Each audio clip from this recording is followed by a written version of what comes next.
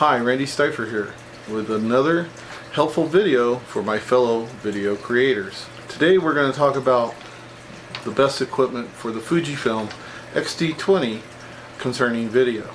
And by the way, that is the camera I'm using right now. First thing, if you haven't already bought an X-T20, I suggest strongly that if you're going to get one, you get it with the 18-55 kit lens, because that's the first lens you should buy for video anyway. You're going to get like a $300 discount by buying the camera body and the lens together. It'd be about $1,200 bucks, whereas buying them separate it's going to be about $1,550. Let's get into the lenses. Now, the X-T20 is a very compact camera, so I'm going to assume that if you bought an X-T20, you bought it for one of two reasons. Either you wanted an X-T2 but you couldn't afford one, so you bought the X-T20, or you bought the X-T20 because you like the fact that it's a small camera. I'm going to assume the second reason, that you bought it because it's smaller and you wanted a small camera. And so I'm going to make some of the lens choices and some of the equipment choices based on that to keep the overall package small. First lens I recommend you get, and again, if you haven't bought the camera already, make sure you buy this lens in the kit with it to save the money, is the 18-55 f2.8-4 OIS. This lens covers one of the most useful ranges for both photography and video. It's got optical image stabilization in the lens, which on the Fuji X-T20 is a must because there's no in-body image stabilization. This lens costs $700 if you buy it separate from the body. Again, buy it with the body, please, if you haven't bought the body already. It's got a big brother that costs about $500 more.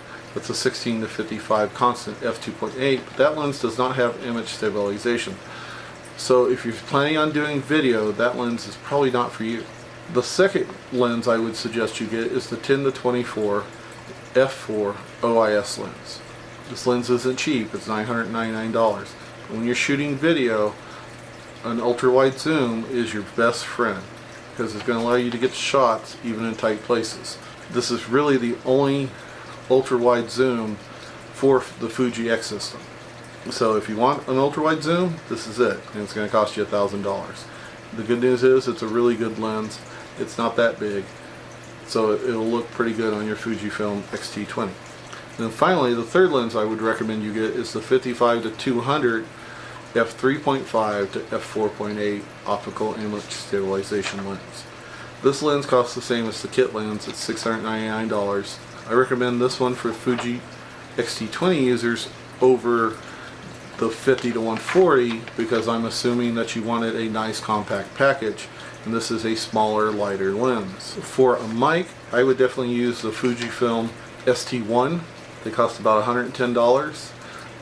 It's what I'm using right now. And the reason I recommend it is that it's simply plug and play. You slide it into the hot shoe, tighten it down, plug it into the mic port on the side of the camera, and you're ready to go. You don't need any adapters. It's the best choice for this camera.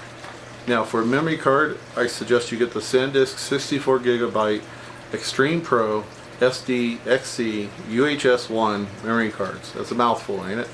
They're 35 bucks each, and I can tell you that the 64 gigs will definitely outlast the battery, so you don't need anyone bigger than that because you're going to have to stop to change the battery anyway occasionally.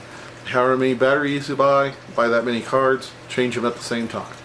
That concludes my recommendations for video equipment for the X-T20.